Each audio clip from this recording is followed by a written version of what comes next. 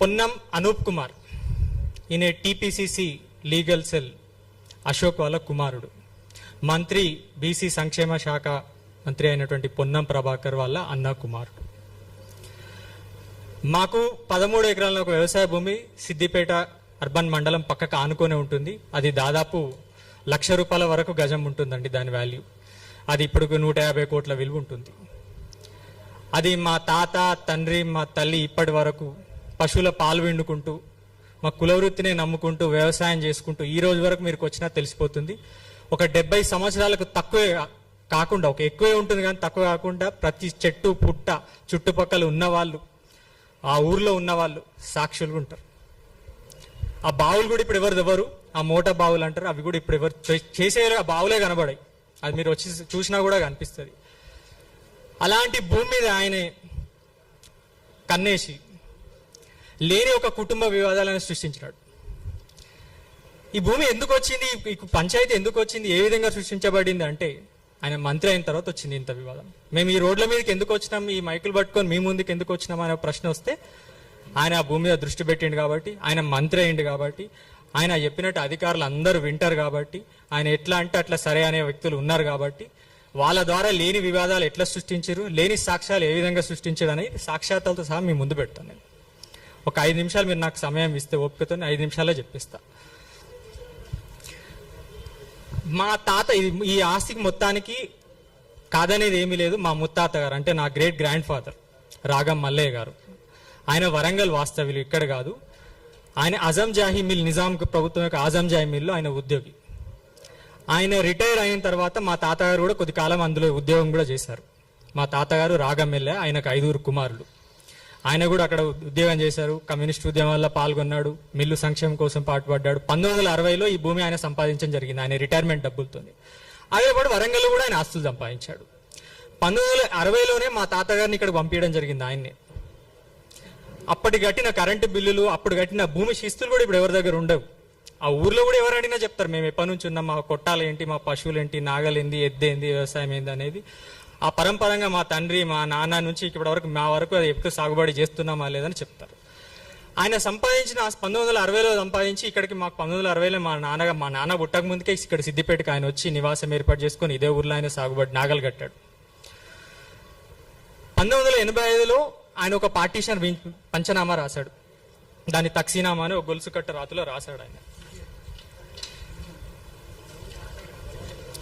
దాంట్లో స్పష్టంగా ఆయన ఏం రాశాడంటే, ఈ గొలుసు కట్ట రాత ఇది ఎవరు కూడా ఇప్పుడు రాసే వాళ్ళు లేరు, దీన్ని చదివితే అర్థం చేసుకునే వాళ్ళు కూడా లేరు. అప్పుడు ఎవరైనా పూర్వం ఉన్న వాళ్ళకైతే ఈ రాతలు అర్థం అవుతాయి సహజంగా. దీని ద్వారా తక్సీనామా కూడా జరిగింది. తక్సీనామాలో వరంగల్లో ఉన్నటువంటి ఆస్తులు వాళ్లకు, ఇక్కడ కొంత ఆయన మా ముత్తాత గారు కొంత భూమి అమ్మిన డబ్బులు ఆ మిగతా కుమారులకు పంచి ఇవ్వగా మిగిలిన భూములు మాకు వచ్చినాయి అనడానికి సాక్ష్యం మేము ఆనాటి నుంచి 1960 నుంచి ఈ రోజు వరకు కూడా మేము సాగు చేస్తున్నామా లేదా అనేదే సాక్ష్యం. ఈ పేపరే తప్పైతే 70 ఏళ్ళ మా సాగు తప్పవుతుంది. మరి పేపర్ తప్పైతే మేము 70 సంవత్సరాల నుంచి ఈ కుటుంబం ఎందుకు వ్యవసాయ సాగులో ఉంది? వాళ్ళు అనేక కారణాలు చెప్పొచ్చు, ఇది కుటుంబ పంచాయతీ అని, ఈ రక పంచాయతీ అని. మరి 70 సంవత్సరాల నుంచి ఈ వ్యక్తి సాగులో ఎందుకున్నాడు? ఒక ప్రశ్న. పంచోటి జరిగిన తర్వాత మా ముత్తాత గారు మరణించిన తర్వాత మా తాతగారి పేరు మీద మ్యూటేషన్స్ అవ్వడం జరిగింది. ఆయనే బతుకున్నంత కాలంలో కొంత భూమిని విక్రయించడం జరిగింది. విక్రయించినాక కొంత భూమిని మా నాన్నగారికి, మా మేనత్తలకి, మాకు, కొంత కుటుంబానికి దానం ఇవ్వడం కూడా జరిగింది. అవి రెవెన్యూ రికార్డ్స్లో ఎంటర్ అవ్వడము జరిగింది. మా తాతను అక్కడే దానం చేయడం జరిగింది, మా నాన్నను అక్కడే దానం చేయడం జరిగింది. వాళ్ళను కూడా మా బాబాయ్, మా చిన్న ఆయనను అక్కడే దానం చేయడం జరిగింది. మా కుటుంబాలన్నీ అక్కడ దహనం చేయడమే జరిగింది. దానికి ఊరు సాక్ష్యం, చుట్టుపక్కల వాళ్ళు సాక్ష్యం. ఆ భూమి అంతా ఇప్పుడు మిగిలింది 8 ఎకరాల 30 గుంటలు ఒక దగ్గర, ఊరు పక్కన ఒక 5 ఎకరాలన్నర. ఆయన ఊరు పక్కకే, నడి ఊర్లు కూడా వదిలిపెట్టలే ఆయన. ఊరు పక్కకు వచ్చి కూడా అక్కడ ఇక్కడ ఉన్న భూమి ఇంతే.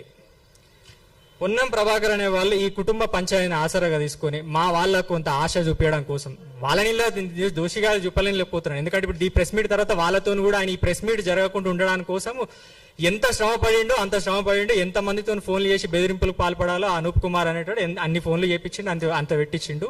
దీని తర్వాత మా కుటుంబం వాళ్ళతో కూడా ప్రెస్ మీట్ పెట్టిస్తాడు. ఎందుకంటే మేము పెట్టినాం కాబట్టి దాన్ని మళ్ళీ ఆయన వాళ్ళు మంచి వాళ్ళని సమర్థించుకోవడం కోసం ఆయన పెట్టిస్తాడు.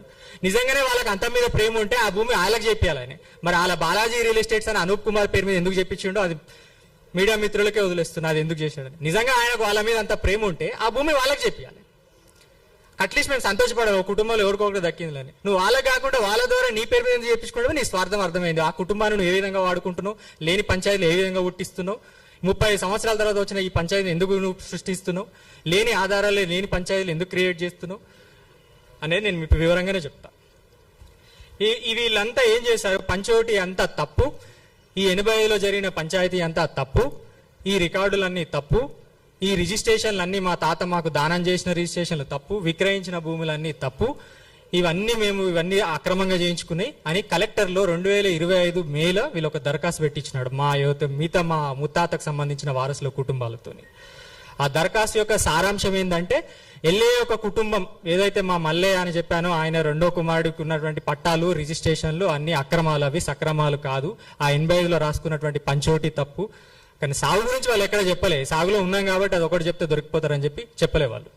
చెప్పకుండా ఇవన్నీ అక్రమాలంటే కలెక్టర్ ఆగమేఘాల మీద నోటీసులు జారీ చేసి, నోటీసులలో ఏం చెప్పారంటే ఈ భూమి నీది కాదని ఏ విధంగా వివరణ ఇచ్చుకోమంటే మేము అడ్వకేట్ ద్వారా పెట్టుకొని భూమి శిస్తులు 1979 నుంచి భూమి శిస్తుల నుంచి నేటి వరకు మాకున్నటువంటి రైతు బంధు, మేము విక్రయించుకున్న ఎంఎస్పి రేటు, ఒక ఎంఎస్పి రేట్ ఇవ్వాలంటే దాన్ని సర్టిఫై చేయాల్సిన వ్యవసాయ శాఖ అధికారి ఇస్తేనే దాన్ని సర్టిఫై చేస్తారు. ఆ సర్వే నెంబర్లో నేను పండిస్తున్నా లేదా అని చెప్పడానికి ఒక వ్యవసాయ అధికారి కూడా సర్టిఫై చేస్తాడు.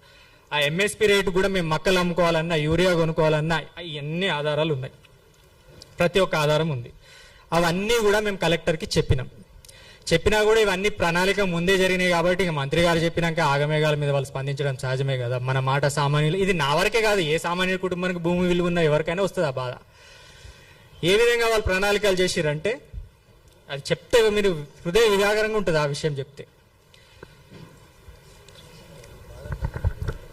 మొదట వీళ్ళు బాలాజీ రియల్ ఎస్టేట్స్ అని ఒకటి ఫర్మ్ రిజిస్టర్ చేస్తారు మలక్పేటలో.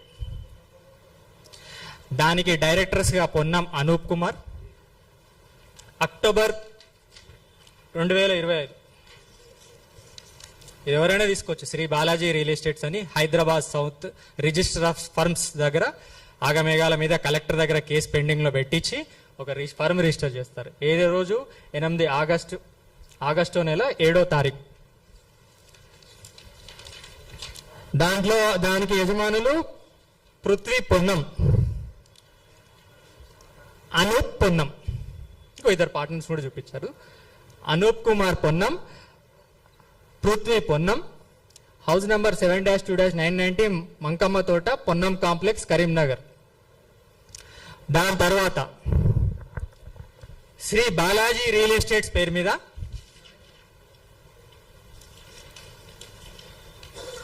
ఈ భూములన్నీ బదలాయించబడతాయి. మొదట మా కుటుంబం యొక్క రికార్డు లేని వాళ్ళకి రికార్డు ఇచ్చేసి 16 ఎకరాలు, మోకా మీద 8 ఎకరాల 30 గుంటలుంటే ఆయన 16 ఎకరాల వ్యవసాయ భూమి కింద భూభారతిలో ఎంట్రీస్ చేపించి ఇదిగో చూడండి, Ponnam Anoop Kumar, authorised by Sri Balaji real estates, Karimnagar.